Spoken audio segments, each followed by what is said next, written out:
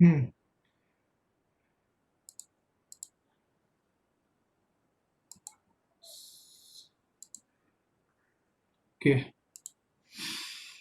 Next problem समोर आहे, वाचू शकता.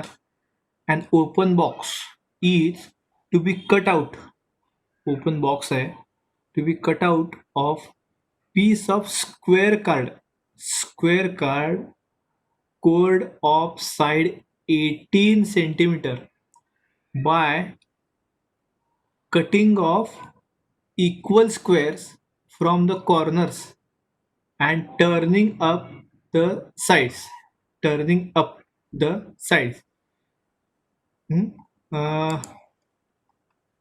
एक ओपन बॉक्स आहे, त्याचे कॉर्नर असतात, बॉक्सचे कॉर्नर जे आहेत ते कट करायचे आणि find the maximum volume of the box त्यांनी विचारलंय.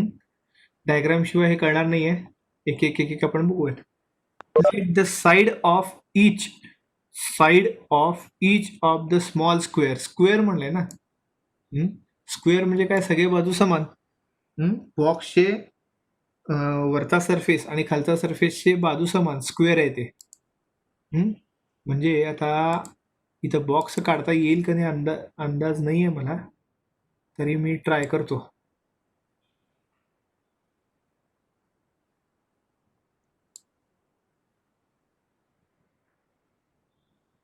हा एक वरचा सरफेस स्क्वेअरचा, हा आहे खालचा सरफेस. ओके, हा झाला बॉक्स.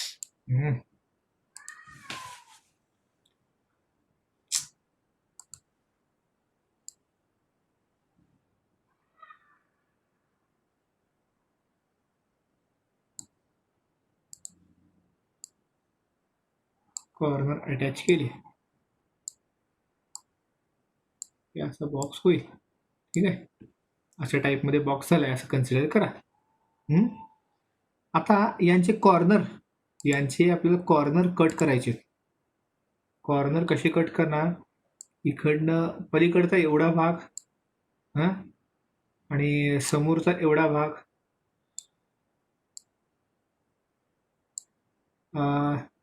स्क्वेअर मध्येच कट करायचंय बरं का.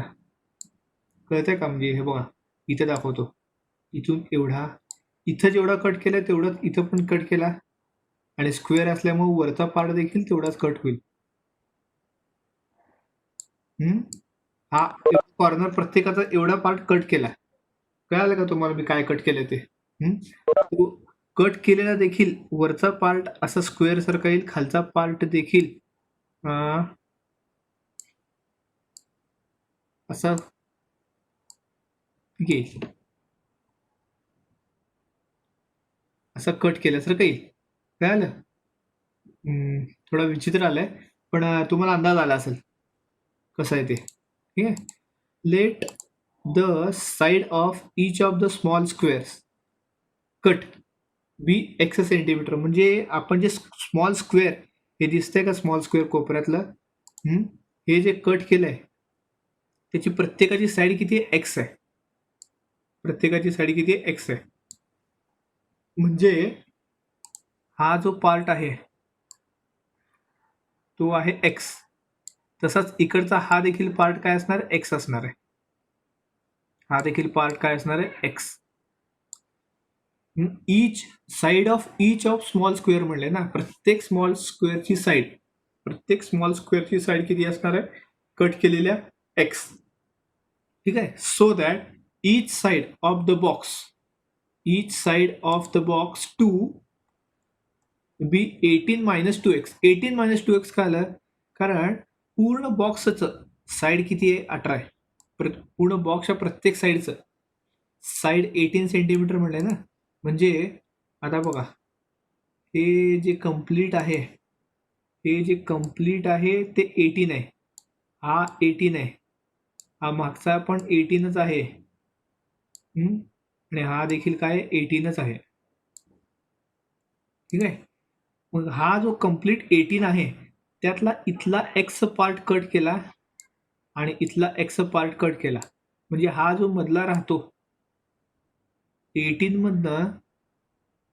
मधनं इकडचा एक्स गेला. कालचं मार्जिनचा प्रॉब्लेम आठवतोय का? इकडचं 50 इकडचं 50 सेंटीमीटर कट केलं होतं आणि मधलं काय राहिलं होतं, y minus x minus 100 metre centimetre, x minus 1 घेतलं होतं आपण. तसंच इकडचा एक्स आणि इकडचा एक्स 2x, म्हणजे इथनं एक्स कट केला, इथनं पण एक्स कट केला, असे 2 एक्स कट केले. कशातून? टोटल साईडमधून. टोटल साईड किती आहे? 18 आहे. टोटल साईड किती आहे? 18 आहे. 18 मधून किती कट केलं? 2 एक्स कट केले. ठीक आहे. मग काय म्हटलं त्यांनी? So that each side of the box to be is 18 minus 2x. मग आता कट केल्यानंतर बॉक्स तसं साईड किती राहिलाय? 18 मायनस 2x. आधी 18 होतं, बॉक्स पूर्ण कंप्लीट असताना साईड किती होतं? 18 होतं. आता बॉक्स उजव्या बाजूने आणि डाव्या बाजूने एक्स कट केलं, मग आता बॉक्स किती राहिला? 18 minus 2x and height x centimetre. Each एक हाईट एक्स कसा आहे? बॉक्स 3D असतो. बॉक्सची जाडी, बॉक्सची हाईट म्हणजे काय? बॉक्सची जाडी आहे. आपण काय म्हणलंय की let the side of each small square, कारण कट देखील स्क्वेअर मध्येच करायचं आहे. बॉक्स आहे स्क्वेअरच, कट पण स्क्वेअरच करायचं आहे. कट पण काय करायचं आहे? स्क्वेअरच करायचं आहे. आणि स्क्वेअर मध्ये असल्यामुळं त्याची प्रत्येक बाजू सेमच असणार आहे. म्हणजे अजून एक डायग्राम जर काढायचं म्हटलं, समजा हा स्मॉल पार्ट आपण कट केलाय. हा स्मॉल पार्ट आपण काय केलंय? कट केलाय.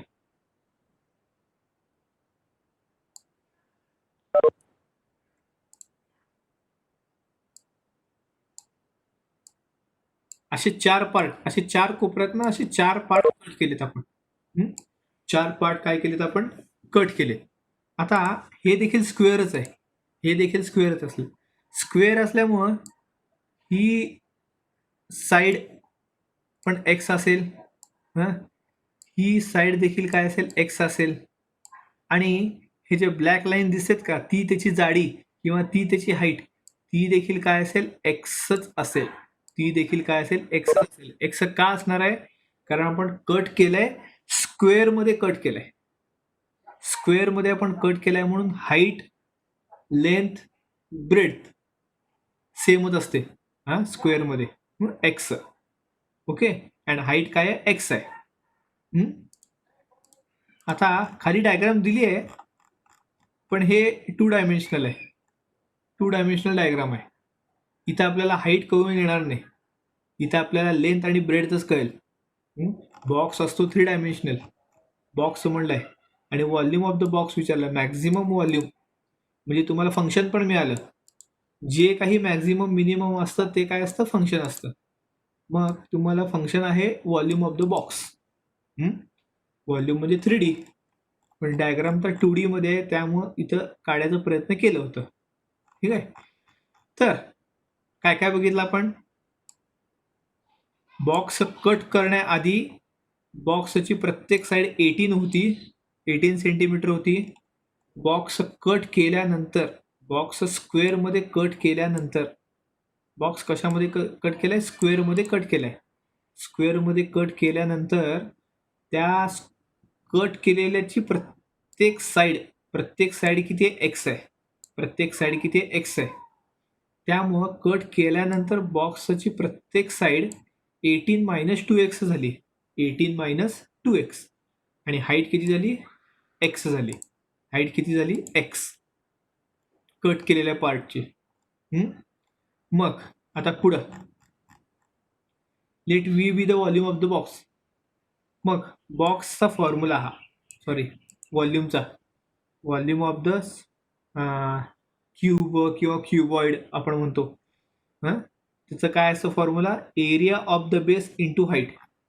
एरिया ऑफ द बेस, खालचा जो चौकोनी पार्ट असतो खालचा तो, आणि त्याची हाईट. हाईट किती आहे? एक्स आहे. हाईट किती आहे? एक्स आहे.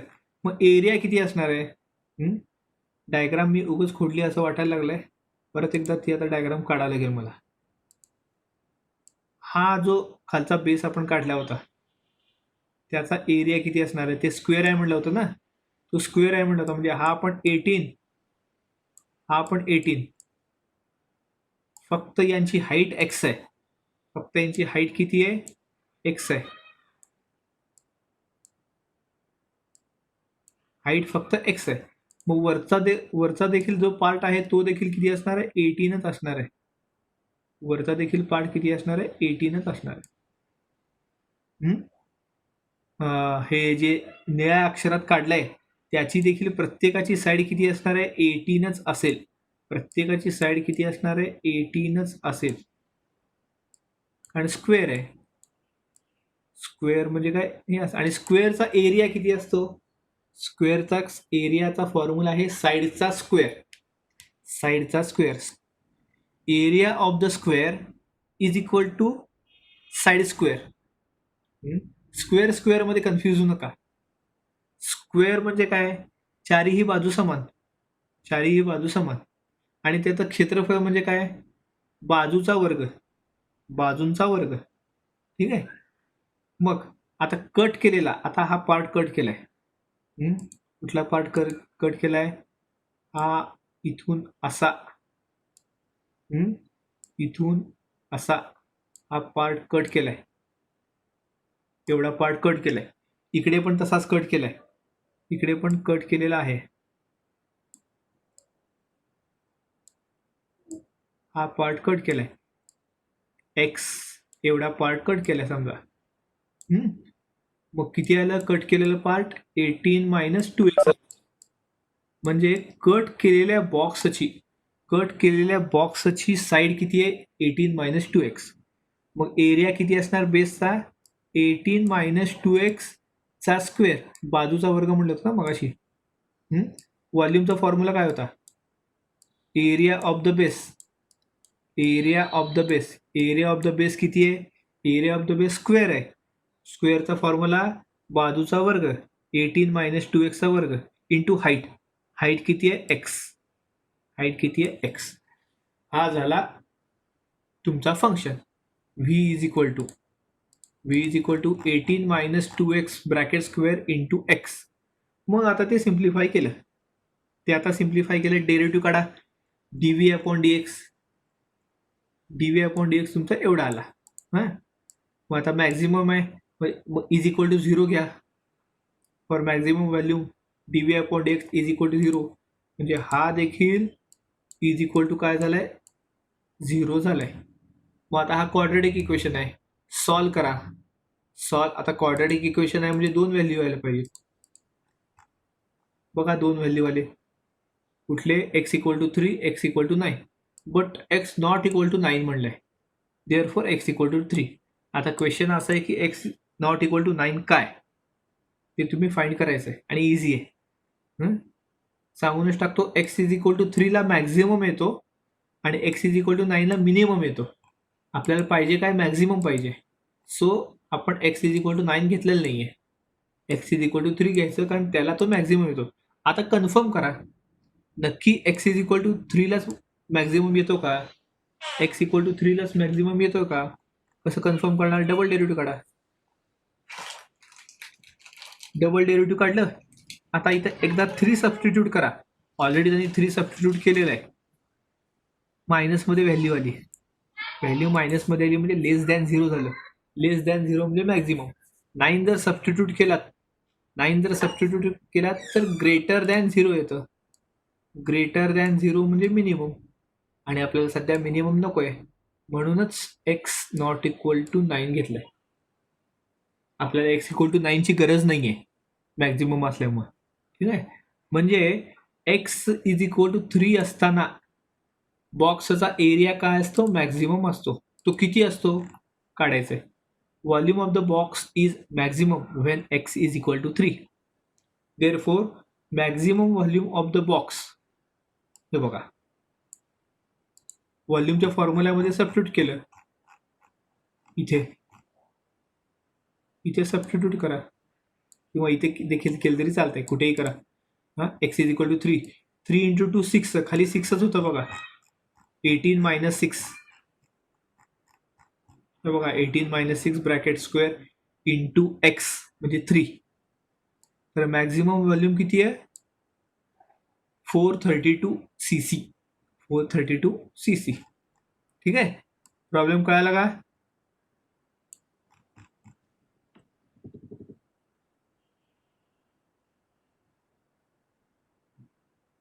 झोप झाली असेल तर मेसेज टाका.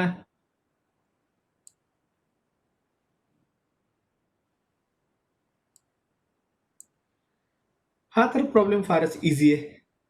का इझी आहे? कारण तो तुम्हाला झालेला आहे आधी. आधी कधी झालाय? Two side of the triangle are given.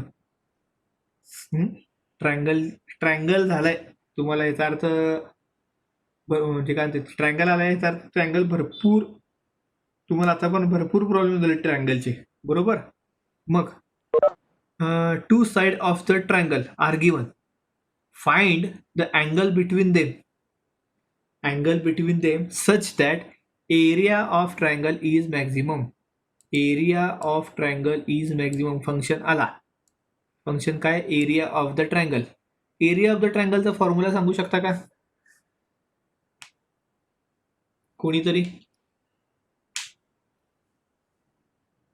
At least हे जे तुम्हाला गिवन डेटा दिलेला आहे त्यावरून तरी अंदाज काढा की एरिया ऑफ द ट्रायंगल काय असेल.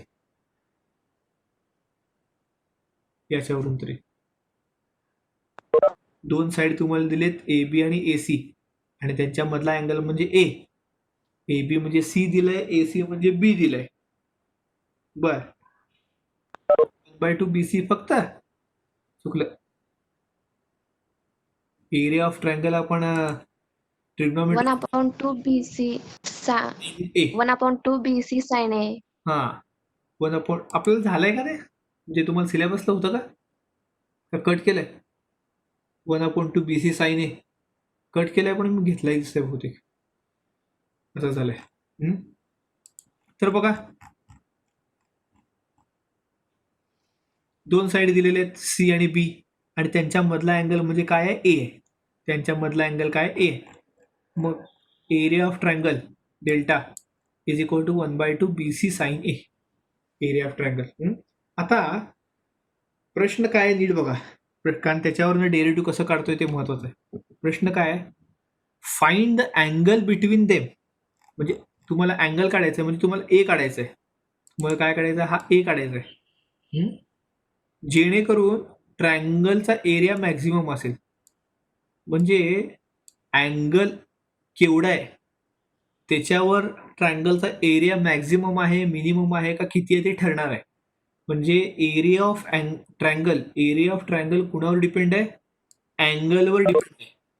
एरिया ऑफ ट्रायंगल कुणावर डिपेंड आहे? अँगलवर डिपेंड आहे. मग तुम्हाला एरिया ऑफ ट्रायंगलचा डेरिव्हेटिव्ह काढताना विथ रिस्पेक्ट टू अँगल काढावा लागणार आहे. विथ रिस्पेक्ट टू अँगल, कारण एरिया कुणावर डिपेंड आहे? अँगलवर. अँगल कमी जास्त होत आहे त्याच्यावर एरिया ठरणार आहे. ठीक आहे. मग 1/2 BC साइन ए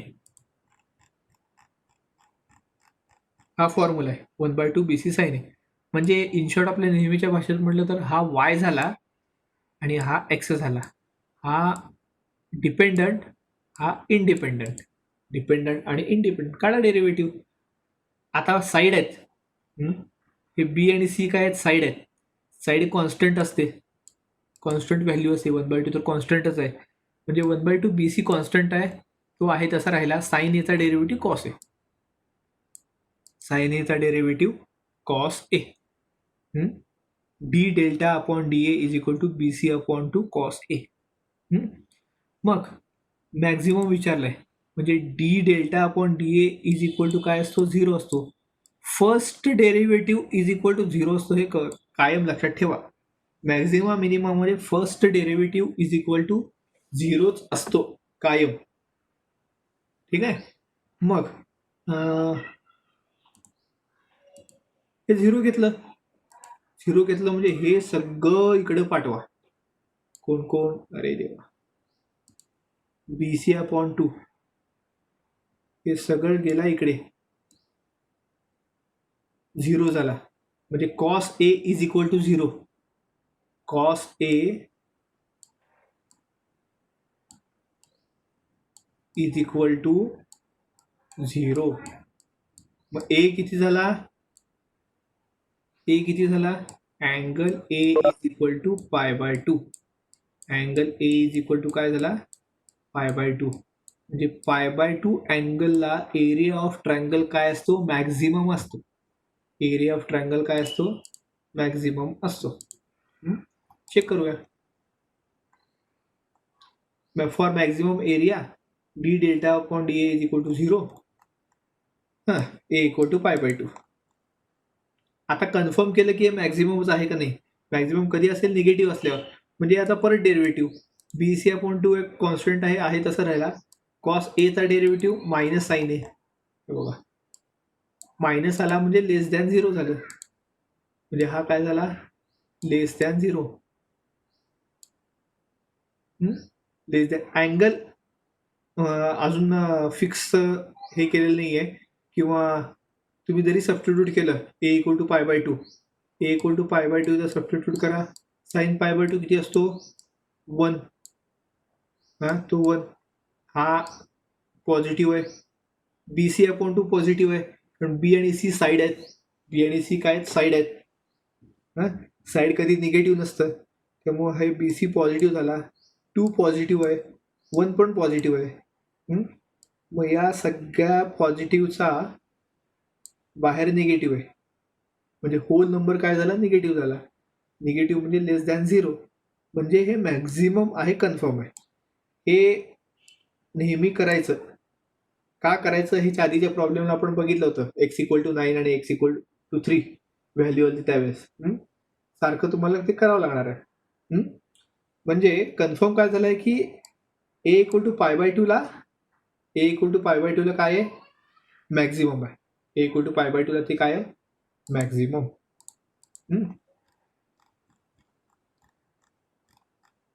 हे बघा area of triangle is maximum. मग किती आहे? फाइंड काढायला सांगितलंय का? एरिया नाही काढायला सांगितलं नाहीये. ठीक आहे. अँगल्स काढायला सांगितलं होतं आपल्याला. तर 2 प्रॉब्लेम राहिलेत. त्याआधी आता तुम्हाला एक प्रॉब्लेम देईन मी. तुम्ही तो सॉल्व्ह करायचा आहे. या टाईपचा एक प्रॉब्लेम देईन मी. तुम्ही तो आत्ताच्या आत्ता सॉल्व्ह करायचा आहे. सोपा देईन, काळजी नाहीये. पण त्याआधी तुम्हाला सगळे फॉर्म्युले पण माहिती पाहिजेत. हा एकदम सोपा देतोय. इथला हा घ्या 10 नंबर. खूप सोपा दिलाय प्रॉब्लेम तुम्हाला 10 नंबरचा. तो तुम्हाला आता सॉल्व्ह करून मला सेंड करायचा आहे. हा